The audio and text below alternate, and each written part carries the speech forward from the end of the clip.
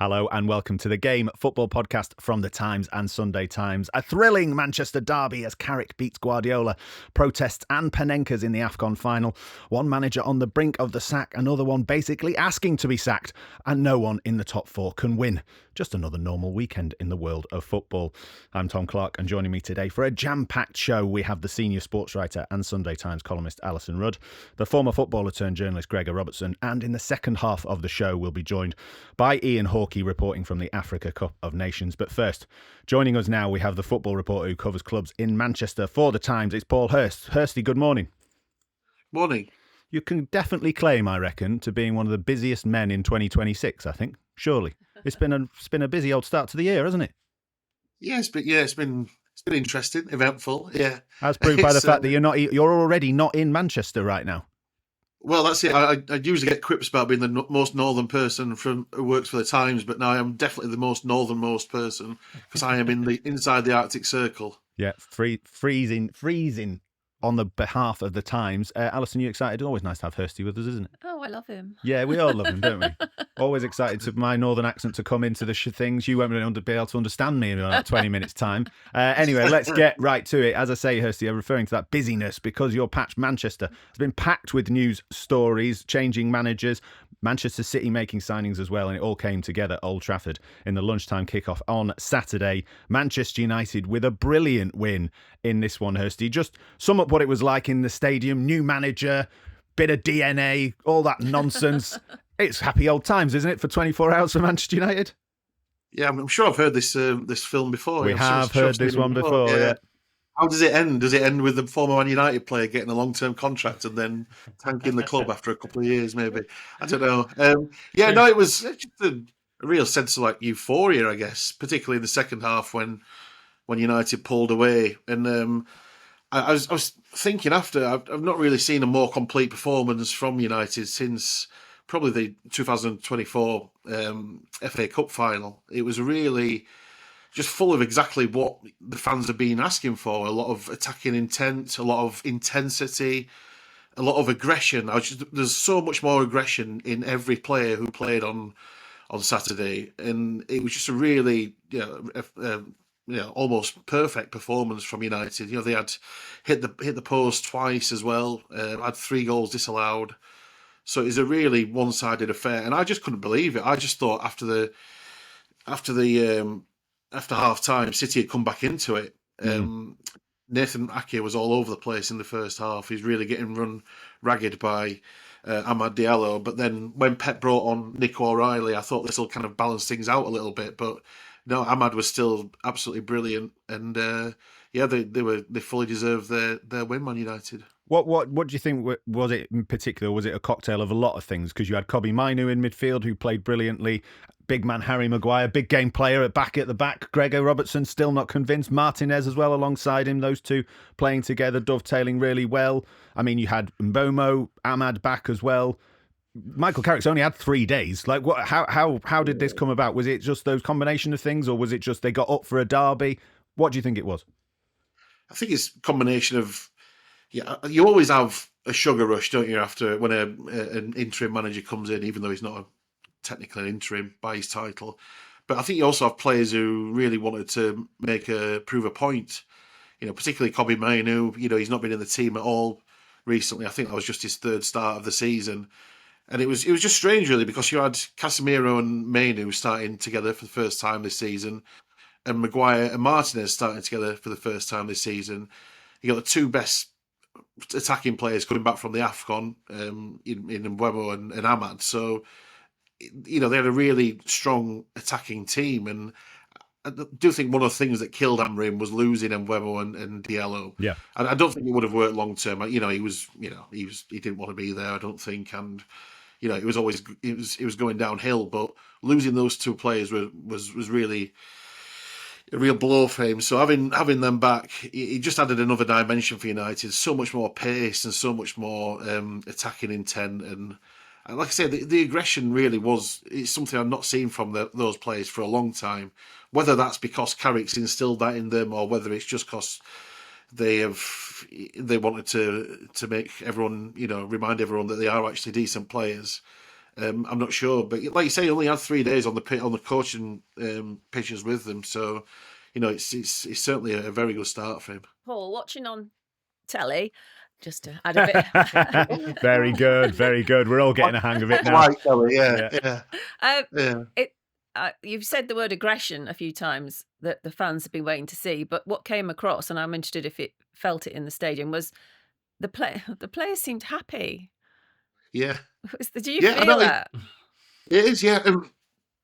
There's one point, and I can't remember whether it was the first half. I think it was the first half where Mainu, Antoine Semenyo came rushing into the ball to try and get the ball off Mainu, and he just spun past him, and it was one of those really embarrassing moments for Semenyo, and everyone just was like, everyone shouted "Ole!" and it was really kind of. And you could see Mainu was sort of like smirking a little bit after, thinking, "Yeah, I've done you there, mate." It's just like it was a real enjoyment of the game. And I do think with Amrim, he spent so much time on the touchline, Amrim, literally coaching them as they went. And this went on like throughout the whole 18 months of him like standing on the touchline, pointing to players where they should be. It was almost like they were looking to him all the time for like, which position should I be in? Should I be doing this? Waiting for like instructions as the game was going on. But it wasn't like that with Carrick. He just, he just let them play a bit more freely, I think. And that's probably why they were enjoying it more, yeah. There was a simplicity to it. I mean, that's not to underplay what they did, but there was nothing overcomplicated about the way they played. They were fast, really purposeful. You could see they were told to like attack as a team, defend as a team, everything as a team, and do it quickly. Like there was almost like, I don't know, you're right, freedom, almost fearlessness. Like you don't want to go overboard about this, but it was really striking. Even when Hirsty says the 2024 FA Cup final, like if you go back beyond that. I can't think of many games before then. It's a long, long time since you've seen United play that well. And, there were so many great performances. Like, I think Dalot and Shaw looked like they'd been freed up and they were happier playing these positions. Although Dalot, we should just say on Dalot, red card for all of us, do we think? Not for me. No? I know a lot of people have been saying that it was. But... Yeah. Well, a lot of people on the day seem to be thinking it, and as you're following it online, a lot of the commentary teams and things, but not for you. No. Orange? Are you going to get orange card? It was very close, yeah. But I'm happy for it not to be because I think it was like one of those you see in real time. I just don't like VAR sending off. It's a VAR red card. In real time, you saw that and he thought he just a fraction late and he's got away and it's a foul. Hirsty, just very quickly from you on that, but I'll come back to Gregor in a sec. Yeah, I thought it was one of those when you slow it down, it looks a lot worse. Right. Honestly, watching it live, I thought it was a foul, but I didn't think it was a bad one. Maybe it's just because the angle we were looking at, but certainly the more that you watched it back, the more it looked, it looked bad. But I think yellow card's fair enough. I don't think most people labelled it live. They labelled it reckless, and reckless is the yellow card. Well, there we go. I honestly thought we'd get some red cards in the studio. Anyway, Gregor, you were saying about Dalot's performances and Luke Shaw and that back four that Hirsty's mentioned. Dalot, actually, I'm not sure he played that well, but he was really up and down, and there was again, a simplicity and a sort of... They felt like they were in their natural habitat again. Yeah. And then, I've not been Bruno Fernandes's biggest fan, but he was outstanding, absolutely outstanding. That switch he played for Dorgu in the first half when the ball was under his feet was ridiculous for the chance at the back post. The way he drove forward for the assist, that was like a classic Man United goal as well. Let's not get too much into the DNA to chat, but it was like, that could easily have been Ronaldo and Rooney and Tevez, and although they're not players of that stature, just hearing forward at pace, four of them. That was great. So he was outstanding, and playing in Mbeumo through the middle was a masterstroke. Sesko's just got we've just been saying how good Sesko starts. There's some signs signs of life, scoring goals, but I read somewhere as well that Mbeumo's made the most runs in behind a defence per 90 of any player in the Premier League this season. Suddenly you think, oh, that's a natural fit. And that's what he did. He threatened him behind all the time, and that stretched the play. Sometimes he dropped off and linked well with Bruno, but that just was a masterstroke. So, yeah.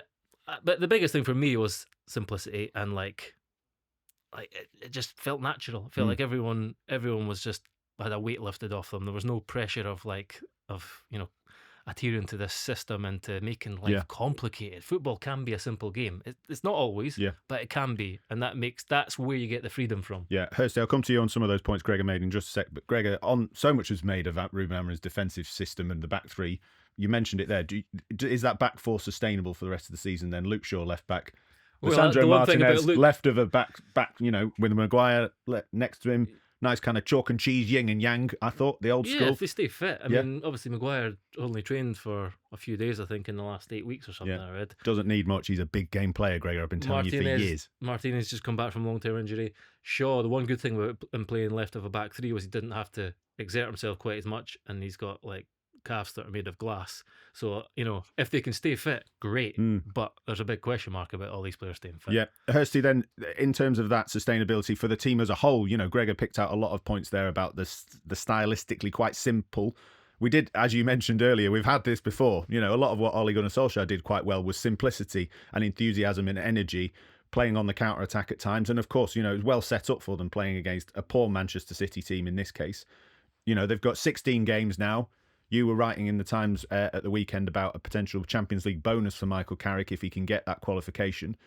Is this sustainable for the rest of the season then? Is this performance and this system and this style sustainable for Michael Carrick? I think so.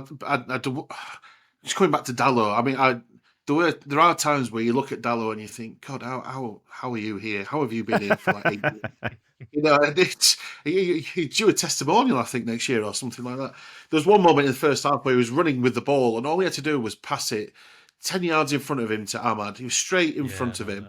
He shinned it out of play. And I just, I had my head in my hands at that point. I was thinking, come on, it's just almost like his head is working. He just can't really compute what's going on in the game because he's going too fast. He beats his chest and, just kind of just chill out, mate. Just play the game. It's a bit like Joe Hart towards the end when he was, just going, everything's going too fast in his brain. Yeah. So I think I would bring Mazraoui in at right back in certain games. I think he's a really good all-round player, Mazraoui. But the fact that he has a winger to play with and he's not the player you're dependent on for width a lot of the time. Yeah. It makes, I agree, he didn't play great, but he was making a lot of kind of purposeful runs and it looked more natural for him, even if he wasn't great on the ball. So whoever's playing there, I reckon will be freed up as well just by the fact that they're not having to be the guy who's offering all the width up and down and defending and having to listen to Amorim in your ear. Yeah. Hirsty picking that up then. Ahmad tracks back as well. So he will fill in that hole. I bet generally then as well, the rest of the team, my new favourite player, Patrick Dorgu, delivering again in a big game. We've been talking a lot about him when me and you have been chatting during the week. I mean, but, Mbeumo back through the middle. You kind of Manchester United fans listening to this should be cautious, do you think, in their optimism? Well, I did, again, what Greg said about playing him through the middle, it was a bit of a masterstroke, that really, because it wasn't just, there were times where it reminded me of when Solskjaer used to play the split strikers up front. He did it in one of his first games in charge when they played Spurs, and that was actually the game that got Ole the job. I can't remember who we played up front that day. It might be Lingard and someone else, maybe Martial as a split pair. But Fernandes and Mbeumo were just they're both on the same kind of level at quite long stages of the match, and it's really clever. And I just he does bode well for Carrick that he's come up with that plan. And I know that it was a very soft kind of centre half pairing of that City had, but that's to be exploited, isn't it? So if you've done that as a manager, you've done well. You kind of hitting City at their weak spot. And Rodri, his head was spinning, I think, for most of that game on Saturday. He certainly didn't look like the player he was a couple of years ago. Yeah. So yeah, it does bode well for him. They've just got to build on it now, and it can't be just a flash in the pan. We've had, we've had this before, in this season where they've played all right one game and then they've dipped, and they need to go, 3, 4, 5, 6 matches unbeaten to kind of cement their place up there. But it is gettable because the league is so open, isn't it? And so. Poor, I'd say, in terms of quality, outside the top two. it's there to be had, that 5th place or 4th place even, isn't it? So, but the other thing is, ever since Amorim came in, anyone who watches Man United regularly or is involved with Man United or has an interest in Man United or a passion for Man United has been able to think about how they would change the formation. It's been like a long advert on how not to set up Manchester United.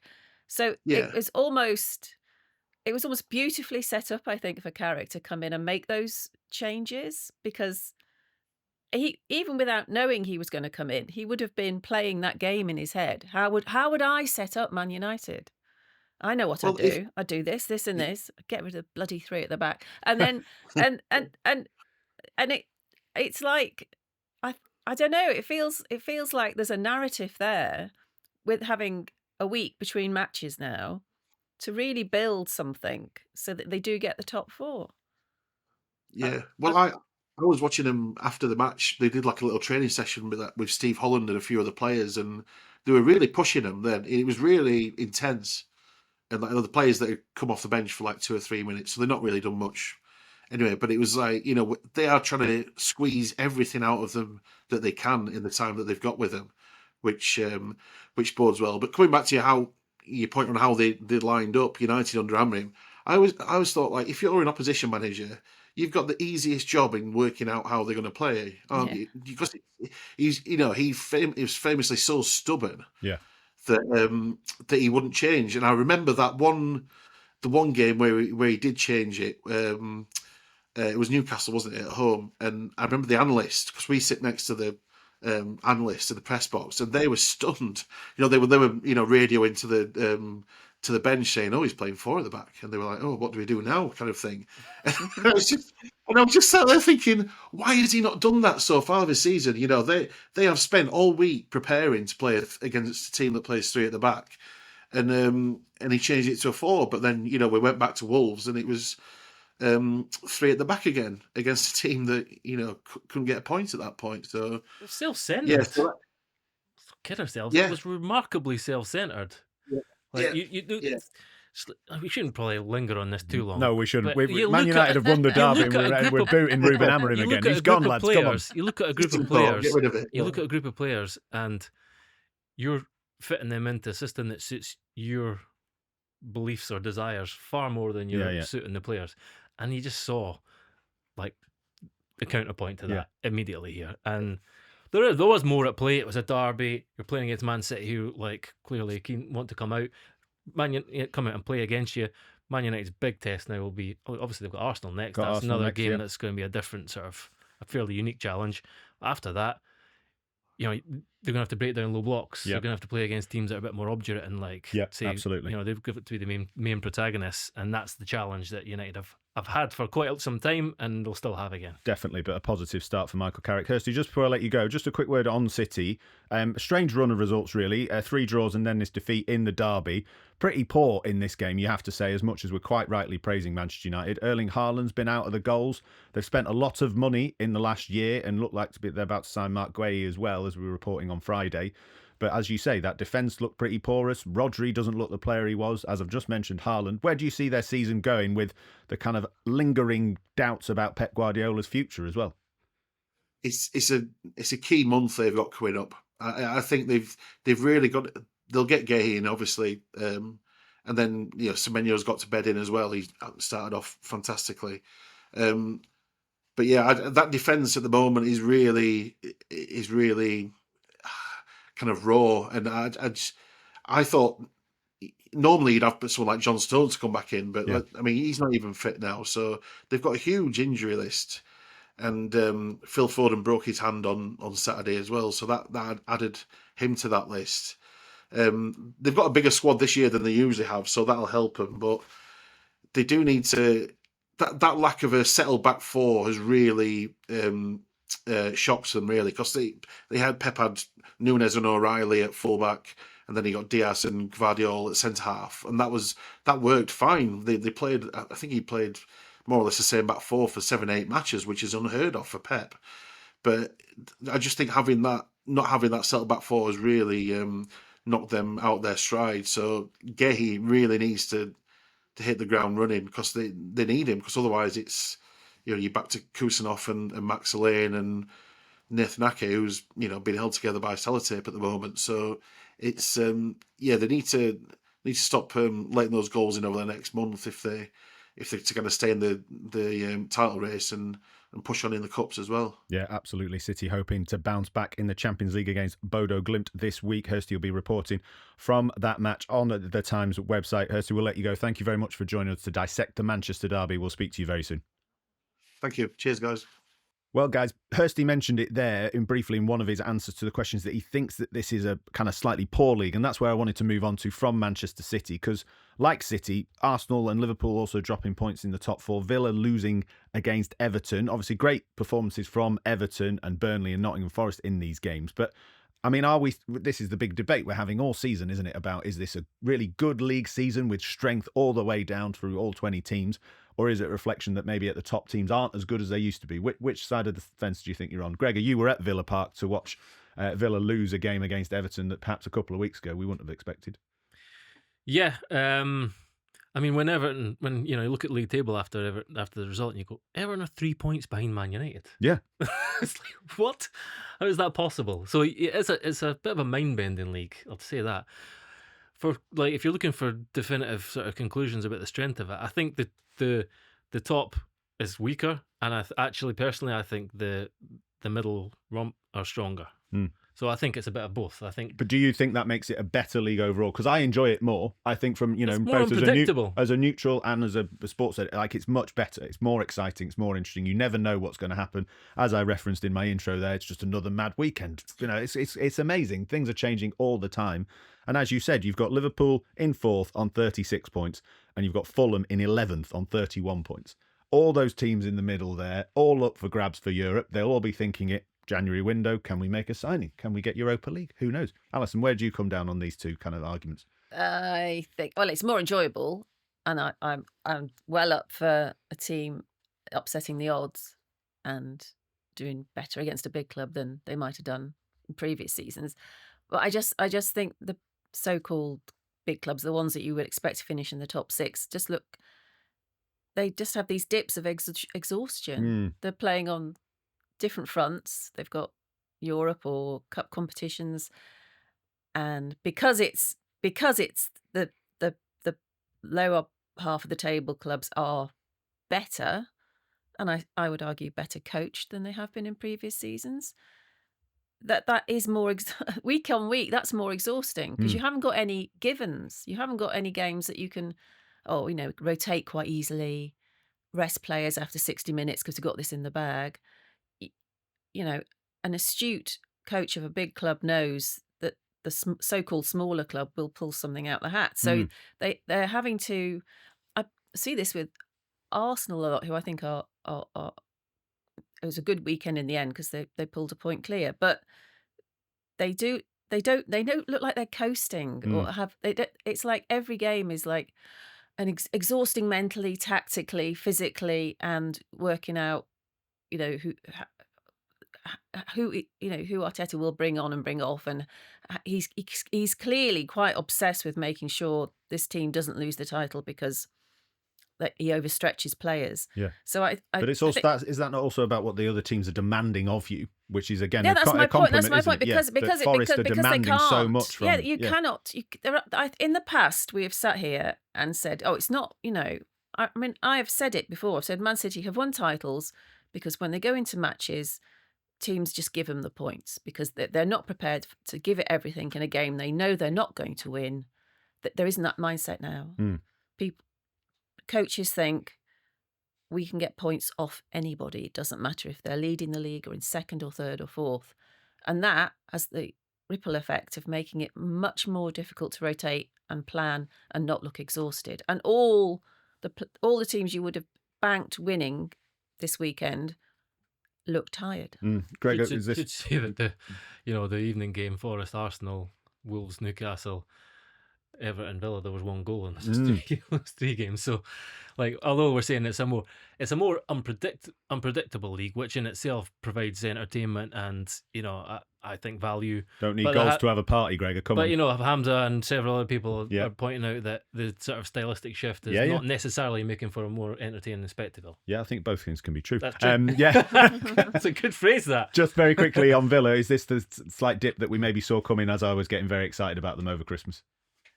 Or is this just, as Alyson said, tiredness, multiple competitions? Well, yeah, I mean, the thing about Villa is that they had no Boubacar Kamara, no Onana. Ross Barkley, who could be someone who'd step in, is also injured. And then in the 18th minute, John McGinn hobbled off with a knee injury. They're really, really threadbare in midfield in particular.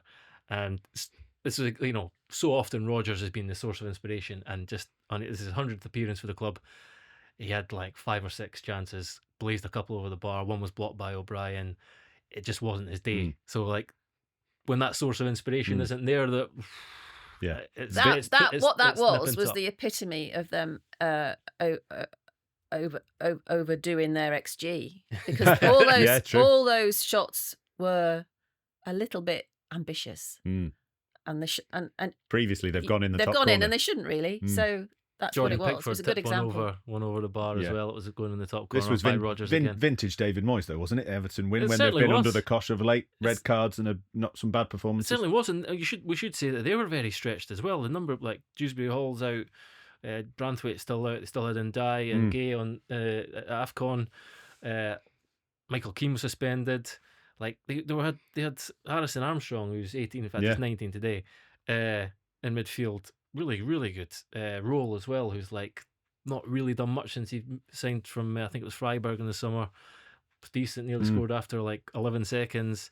And James Garner again was outstanding. So he, like, David Moyes was full of praise for his team. He's like, this is not to discredit the players that we had out on the pitch, but we came here and knew it was going to be a big challenge. Villa had won 11 games in a row at home, so absolutely. the first team to knock them off their perch in that regard. For Villa, it will be it felt like a huge missed opportunity. They could have moved within 4 points of Arsenal, just ramped up that pressure a bit, and instead they've got Fenerbahce in Turkey on Thursday, and then Newcastle at St James's Park on the Sunday 3 days later. With all these injuries, suddenly it's looking tougher.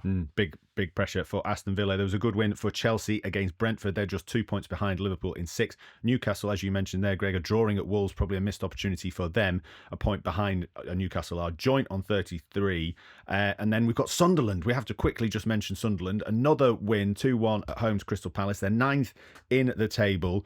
We're going to talk about Glasner and Crystal Palace in part 2 and some managers and things. Gregor, is it about time we start touting Régis Le Bris for all these big jobs? No, because it would be horribly unfair for Sunderland. Sorry, Sunderland fans. We've got to do it, haven't we? No, I also think all the other trendy managers are talking themselves out of the job. We hate them all now.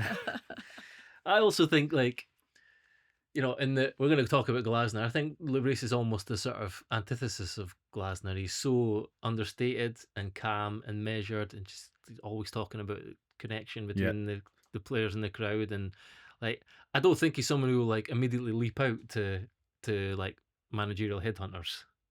I think his body of work he be? His body of work over it's an amazing time. achievement. 18 months, last championship promotion, and now they've got Sunderland in 9th. And before anyone starts talking about spending money and stuff, they've only spent a little bit more than Ipswich spent last season, and they went straight back down. Yeah, like, well, clearly that was a bigger sort of club success, club-wide success, but his success on the pitch has also been about his sort of pragmatism, the way that they evolved over the course of last season, and then have done again this season since they've been promoted. They're just, every time I've watched them, I watched them at Spurs the other week as well. And they were rubbish in the first half, but in the second half they flicked a switch. They've got different faces. They can be so like dogged and, you know, pretty kind of low block and really hard to play against, or they can press really high. They can turn the ball over really quickly and create loads of chances. Or when they have to, they can start to knock the ball around and like get people like Lefebvre on the ball in dangerous positions. And yeah, like that's a big success, a big kind of praise of his coaching. Stay where you are, Reggie. He's under the radar a little, I think, because he's so without ego, publicly at least. Yeah, and so like I think on a crazy weekend where some amazing things were said, one of the quotes that stood out to me was him saying, "The football isn't that fantastic, but the connection with the crowd is there." So he's in that one statement. He's saying, "I'm not a football genius. I don't have the most amazing players. We don't always play beautiful football, but who gives a stuff when you've got that sort of the crowd behave as if you're playing like PSG or Barcelona. Maybe a bit of northern bias as well. He just supports, he manages Sunderland. They're a bit far away, aren't they, in the north? Because also in the media to start talking about them. But yeah, no, you sure? Yes. Well, why hasn't he been linked with a job then? Well, like I say, Tom, he's just in fact he'd barely had any work as a senior head coach in his CV before the Sunderland job, so it would be a hell of a leap. But as I said, Liam Rosenior's got the Chelsea job.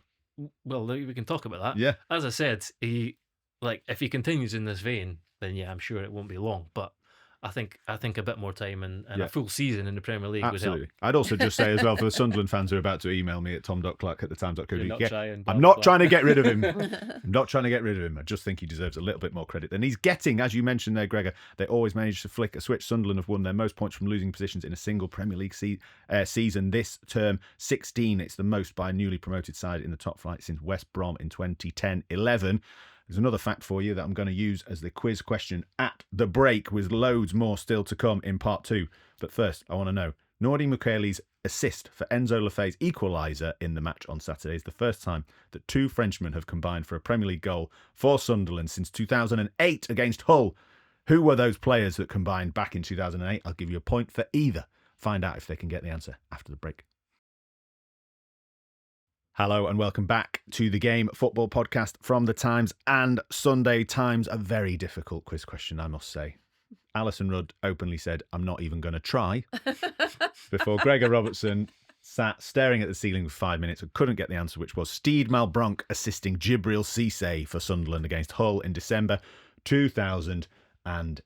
Gregor's really sad about that. Look at him. He's really gutted. He loves the quiz. Anyway, loads and loads to talk about in part 2. The uncertain futures of Thomas Frank and Oliver Glasner, which we will come to, but there is only one story leading the sports section of the Times website on Monday morning. Senegal beating Morocco in the final of the Africa Cup of Nations. This is the intro to the match report on the Times website now. The Africa Cup of Nations is Senegal's. Champions for the second time in 3 attempts, and this time thanks to a triumph over a host nation for whom they had developed an undisguised mistrust. Senegal's win is a handsome distinction, but there was an ugliness to the denouement, a final that will be remembered for the fact that its victors had been minded to abandon the event entirely, to walk away in protest at a penalty awarded to Morocco in the 8th minute of stoppage time. The penalty, delayed by the chaos of the threatened boycott, was poorly struck by Brahim Diaz and easily saved. That meant the contest extended immediately into extra time, where Senegal took the lead through a superb Pape Gueye strike and, relieved that their walkout had been reversed, kept their advantage. Those words were written by Ian Hawkey, and he joins us from Rabat now. Ian, hello. Yes, written under some stress, I would say, without asking the people. Honestly, if that's you writing under stress, then I think that's a lot of listeners will be pretty impressed and intrigued to see what you write like when you're not under stress. I mean, that sums it up very nicely in 2 paragraphs, but surely one of the more crazy games you've ever covered in your career. Absolutely, and I've covered quite a lot of AFCON games over the past more than 30 years, and some of them have been unusually crazy, but last night was just exceptional, and it's quite alarming at times, and in the end, I'm still very confused. But I suppose we can say things like the best team in the tournament probably won. Yeah. How much I like Senegal after they threatened to go on strike in the middle of the final is another matter. But, that's wild and unfathomable. Well, I was going to say, you talked about an ugliness there in your report. Let's start with the penalty and the walkout. I mean, this is not what we want to see, as much as we talk on this podcast and in the Times pages all the time about poor refereeing decisions and get rid of VAR. We do not want to see teams walking off the pitch in any game, but particularly in a final. No, we don't. I mean, we get cross about it when school children do it. We really don't. And there are things like sportsmanship and professionalism which you need to observe, which eventually Senegal did. Guided by some wiser people to come back onto the pitch and go on and win the game. But they were very angry. They were prepared to be angry before the final because the refereeing has been the one letdown really an otherwise very, very good tournament, a very well organised tournament. But the refereeing has been poor, it's been indifferent. It's been very easy to be persuaded that Morocco have been beneficiaries of it sometimes. And when you get that sort of culture, it becomes very corrosive, and you develop a seed, and you develop a kind of attitude that just exploded at the very end of the 90s, the 90s plus. Yeah.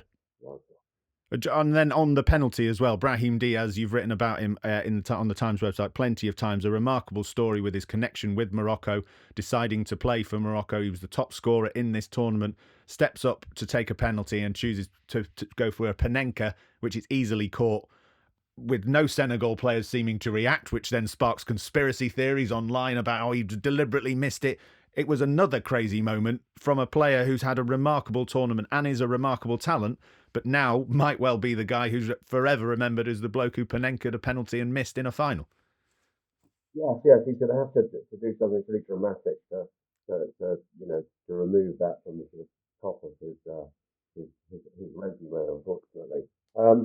Yes, I mean we're familiar with the conspiracy theories. I think we'd need to see the chain of command that led the top scorer in a tournament to decide he wasn't going to score enough goals. Yeah. He wasn't going to score for their first Africa Cup of Nations for 50 years.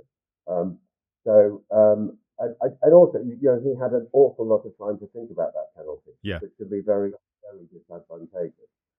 He's a bumptious footballer. It's very easy to believe that he thought a Panenka would be the perfect flourish to finish the tournament. And the pressure was enormous. Absolutely enormous. Yeah, a remarkable moment. Just finally, Ian, before we let you go, we thank you for joining us. The connection's not the best, so listeners, apologies, but we're delighted to have Ian with us regardless. Just quick word on Senegal, and you mentioned the kind of wise heads, referring presumably to Sadio Mane, who was one of the few players who said, guys, what are we doing? Stay on the pitch. You mentioned there referring to them as probably the deserved winners of the tournament. Are we able to step away from this chaos and give them that crown? The extraordinary thing about Senegal is that I've watched them through the knockout phase, and what is very striking about the way they play, the way they organise, is their composure. Now, I think we do need to add that for 20 minutes last night, that was absolutely not what Senegal were. But for the rest of the time, they've been remarkably self-possessed. Sadio Mane really does guide them in that sense. But they're a very, very young team, apart from him and Idrissa Gay and Mendy in goal. And they've been very, very impressive in their coolness, with one massive exception. Yes, absolutely. Deserved winners overall. Ian, you'll be writing again on this crazy final, which listeners can read on the Times website by the time you're listening to this podcast. But thank you very much for joining us, Ian Hawkey, there, reporting from the Africa Cup of Nations. Thanks, Ian. Just see if Neil gets your tick. Have you seen this thing with the reserve keeper? Yeah. The ball boys are basically fighting him. Yeah, weird. No, not at all. Worth trying. Always worth trying. It's good enough. Neil can work his magic. I've got a tick on my screen, Neil. Yeah, thumbs up from Neil. Thank you, Ian. Cheers, Speak later on. Cheers. Do you two have anything to say on that? Yeah. Sorry. Yeah. Great. You can lose the cans if you want. What would you like to have you say on the penalty or the walkout? The legitimacy of crowning them AFCON champions. Let's not boot him too much after we've kicked him out of the show and he can't have his response. That's all I'd say. As in, I've said bye and then you're going to call him a muppet. That's all. I'm not calling me a muppet. Okay. Wouldn't dream of it. Why are they illegitimate? Well, I'll say it now. All right, Neil. Yep, great. Well, then, what do we make of that? Ian Hawkey there. Listeners, I do apologise for Ian's connection there, but always better to try these things and hear from the men on the ground. Alyson, kind of covered lots of different parts of this crazy final. Your reaction to some of the things that went on? I'm surprised there isn't more of a furore over the fact that Senegal, are they actually legitimately the champions? By walking off the pitch, which you're not supposed do unless it's something like safety or racism or something. They've gone off in a huff for quite a long time, and you can very easily make the case that amazing reaction, astonishing reaction, affected the outcome. That's why the penalty was so poor, because if you have half a week to think about a penalty, you are going to miss your penalty. This is why we've got players now who go off without the ball and are protected by their teammates who pretend someone else is going to take it because of the pressure of a 30-second or 1 minute delay. So I just don't think this is a really bad precedent that you can go off and make the player who matters completely lose their cool. And in that moment, Morocco were going to win, and they did not win. It was almost engineered. I love Sadio Mane. I agree with Ian that Senegal played great football.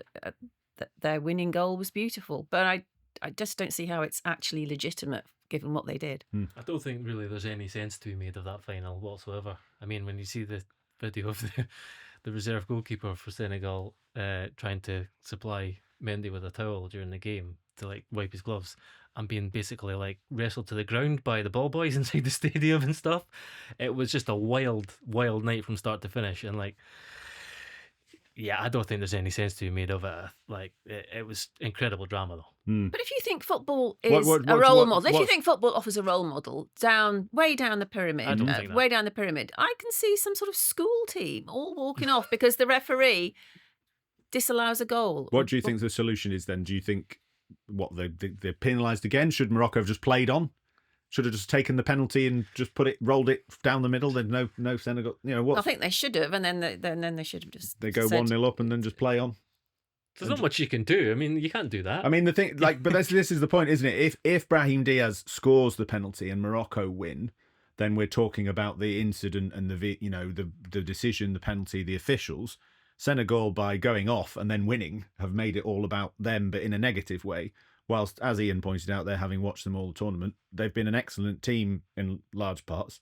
So you're saying FA Cup final last summer, I'm not Man saying that City at all. should have won because over the whole season they were slightly better than Crystal Palace? Not at all. I'm saying that they've ruined it for themselves. And you can hear it in some of the quotes afterwards. Gay saying, we felt that there was an injustice. There had already been a foul called against us and the referee chose not to look at VAR. We were frustrated, but Sadio told us to come back on the pitch to remobilise us. We took the decision to come back on the pitch and give everything, and we did. And please, can you stop talking about it now? Because we went on and won and scored a great goal. So that's my point I'm making, is that they've got this difficulty, but what is the solution? What is the... No, some people will say, this is the natural repercussion of VAR, and it gives, if you think there's dark forces at work, then it gives referees an excuse to give a decision that maybe they shouldn't be giving. But if you look at the two decisions that annoyed Senegal, yeah, they were unlucky, but I've seen worse in the Premier League. It wasn't like obviously a biased decision. Yeah. So are people now going to think, oh well, if we disagree with the VAR decision, we can do whatever we want because we're not going to have the points taken off us or the cup taken off us. We should just say as well, Africa's footballing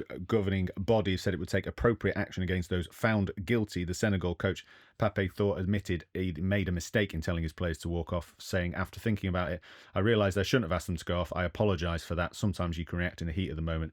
Before that, we scored a goal that was not given, but now we must accept that the referees do make mistakes and we apologise. So, I mean, again... Heat of the moment is swearing or kicking a water bottle or gesturing towards the referee. I don't know why.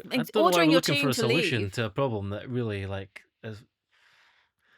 I don't know there's much you can do about it. You can't restart the game without one of the teams on the pitch.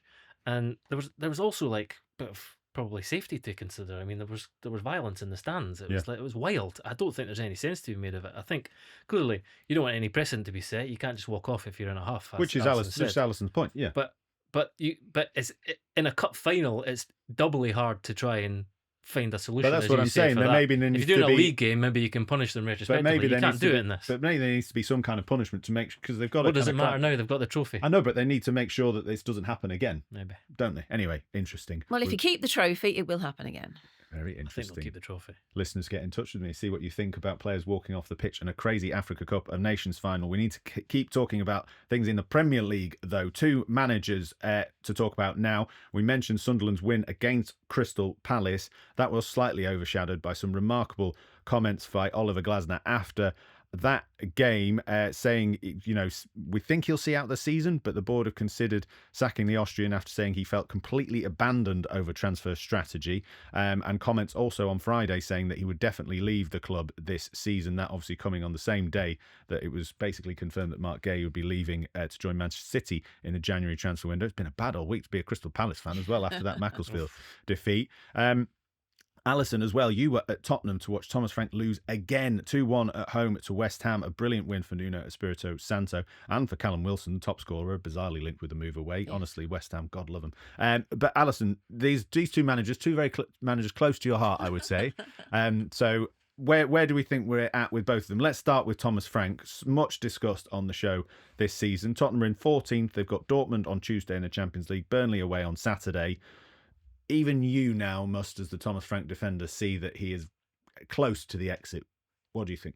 Yeah, I mean, the chief executive and various board members were in the stadium, and I don't see how they can ignore what happened in that stadium. It was absolutely ridiculous. Absolutely ridiculous. What was ridiculous? I almost can't go there now. It's awful place to be. Why? When you've got West Ham fans and people connected to West Ham who themselves have tumbleweed moments and booing at their own stadium, which is not a very nice stadium compared to the Tottenham Hotspur Stadium, which is a very beautiful thing.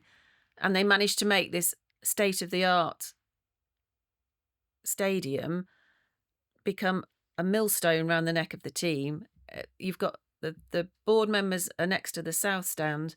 That was built on the lines of the wall at Dortmund, and it was supposed to make that stadium really difficult for opposition players to come, create a wall of sound. The second anything happens on the pitch that isn't of quite to the liking of the Spurs fans, they start booing, and by the end, as if they don't notice by doing that, the players start becoming a bit hesitant, a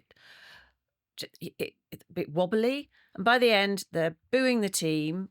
They're booing individual players, and they're singing that their own manager is getting sacked in the morning. And but this is not a one-off, though. It's cumulative, though. They're 14th. They're 14th in the table after changing manager. They've drawn 2, lost 2 in their last 4 games. How on earth do they think they're going to come out of this slump? There was lots that you could, if you wanted to be a supporter in inverted commas, that you could cheer. But it wasn't abject rubbish. But if Liverpool were 14th, and would you be expecting Anfield to be cheering them? Like this has not been a good season. No, for Thomas Frank there is a contract between being a supporter. Is the minute you go behind or something goes wrong, that's the moment you give a roar of support and try and get your team over the line. It's self-fulfilling prophecy. They will lose if they feel like you think they're going to lose. If you know the people who are meant to support you think you're going to lose, you will lose. You don't think Thomas Frank is setting the team up poorly this season? I think they lost to West Ham. It's a very poor team. It's a very poor team. Yeah, West Ham arrived and they had the best fun they've had all season. Because they're in the doldrums. They're in the doldrums, and they come to a stadium which is really lovely. They can hear their away support isn't of the booing kind, so they're getting backing from their own fans. It's a really nice place to play football, and they're enjoying the fact that the home team are nervous and negative, and it's all going wrong for them. It's an invitation for anybody, even a club in the bottom 3, to have fun. I'm not denying that a toxic atmosphere is going to play a part, but have the fans not got a right when they pay a lot of money to be like, this is not good enough for Tottenham? This is not good enough for Tottenham. What they're seeing a lack of creativity, lack of goals created. At home they've been so poor at home. There was spasms of creativity, but at the you need more than that, though, don't you? Against West Ham, you need more than that against West Ham at home. But I've seen when those spasms of creativity are cheered, you get more of them. When they're not, you get nothing. But that's Gregor.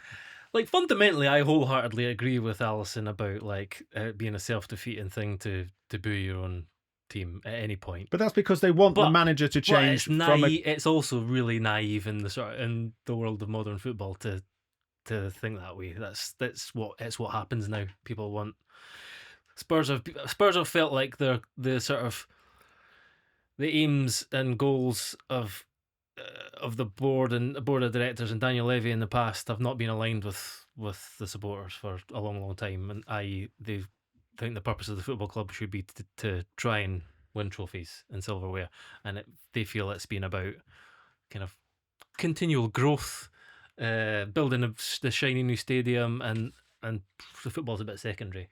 And I don't know if that's entirely true. Like there were moves made by appointing serial winning managers to try and arrest that. That was misguided. So ultimately, there's been a lot of bad decisions made at the club, and now they're reaping the rewards of that. In terms of this home, and this takes it slightly away from Thomas Frank, but just for the fans in general, going to that stadium that you talk about, Alyson, that beautiful stadium, Spurs have lost 50 games in all competitions at this new stadium.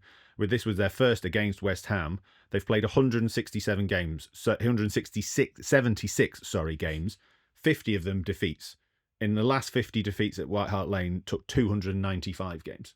So these are fans paying an awful lot of money to go and watch. And yes, it's a beautiful stadium, and yeah, the food's amazing, but the football they're seeing is crap for a lot of it. So I don't know how. It's not crap. But they're losing to West Ham. You can't deny, Alyson, that it's been, there was a stat about how many games they won in the calendar year as well. It's atrocious. Their record at home is awful, and that's going to create some issues. It's going to create some toxicity. So all the things I just spoke about there, you throw in the home form on top of that, then yeah, you're going to get some real unrest.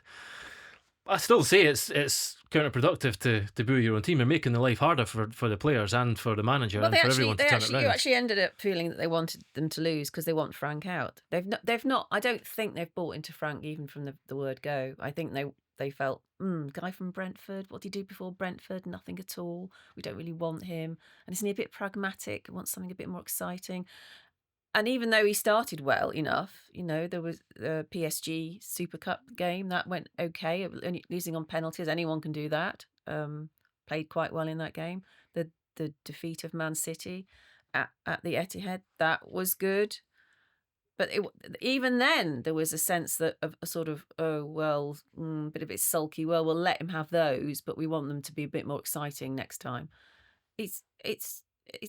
You really do get the sense that it doesn't matter what happens on the pitch. They just want something more glamorous as a package. But is that not than a long-term view? To come back to their planning. stadium, then they want glamour because they are Tottenham and they won the Europa League and they're in the Champions League and they've got an amazing stadium, and they're not allowed to demand that glamour.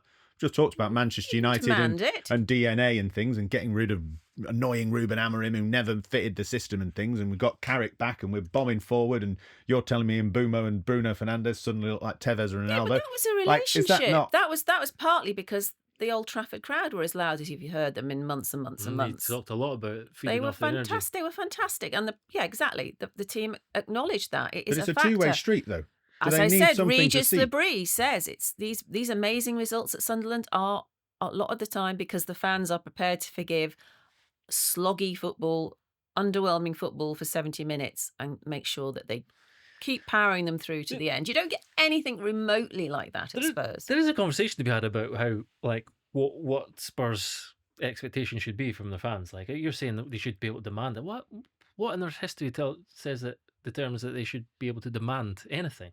Like, Aston Villa demand anything. Aston Villa have more successful history than you've just said. You said modern football. It's 2026. Football fans demand everything. We know this. And if you're going to be an elite club, you demand absolutely everything from your club. And if you spend hundreds of thousands of pounds on a season ticket, surely you can demand a bit of attacking football at home when you've lost 50 games in 176. It's not as simple as that.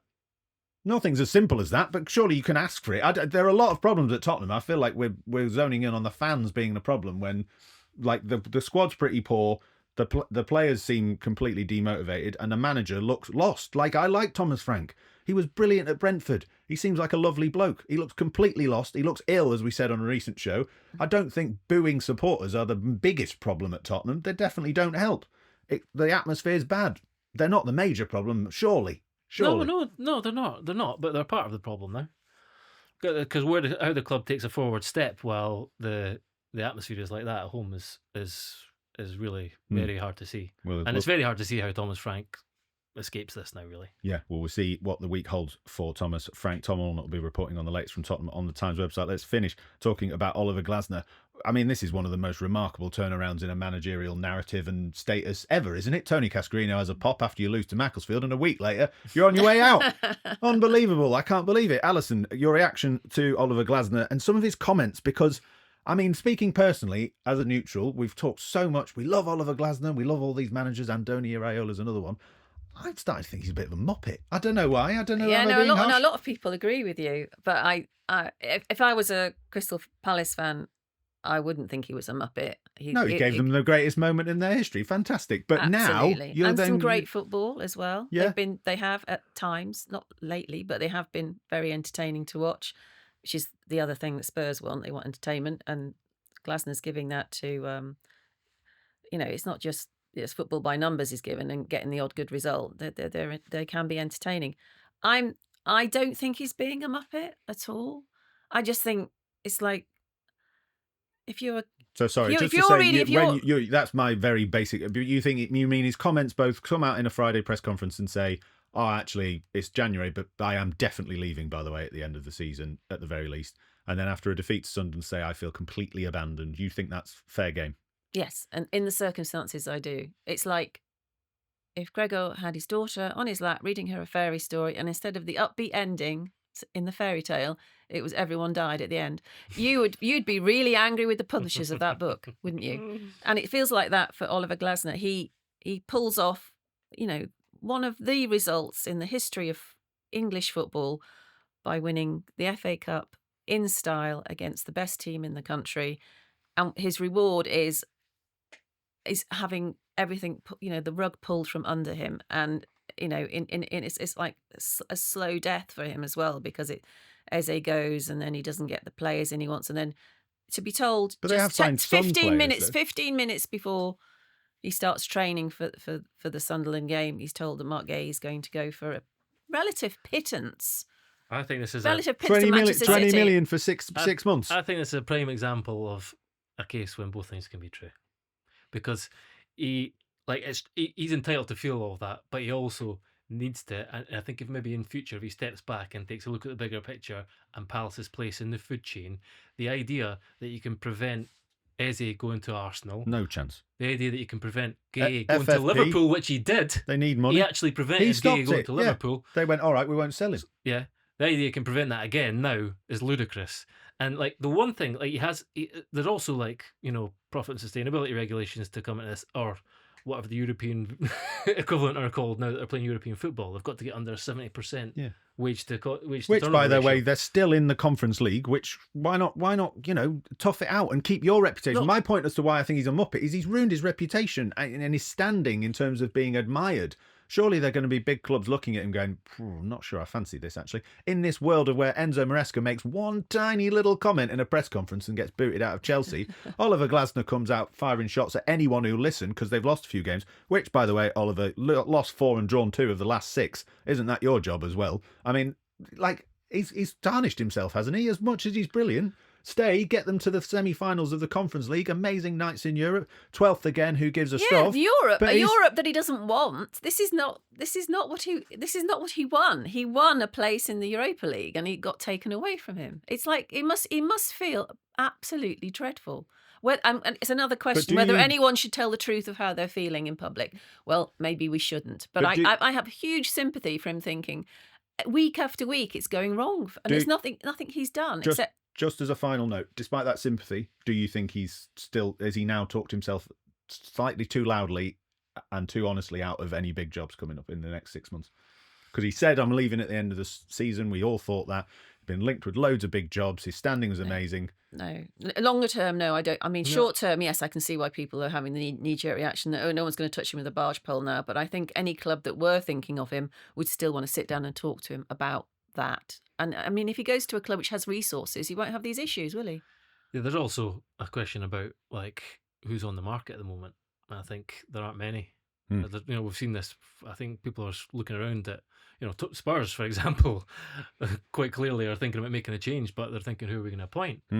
Obviously, Xabi Alonso's dismissal from Real Madrid changes things up in the summer. There's people who will be back on the market perhaps after the World Cup, but there's not that many managers, so I think he'll still be in the conversation, and he deserves to be. Like, football's an emotional game. Most people in the game appreciate that.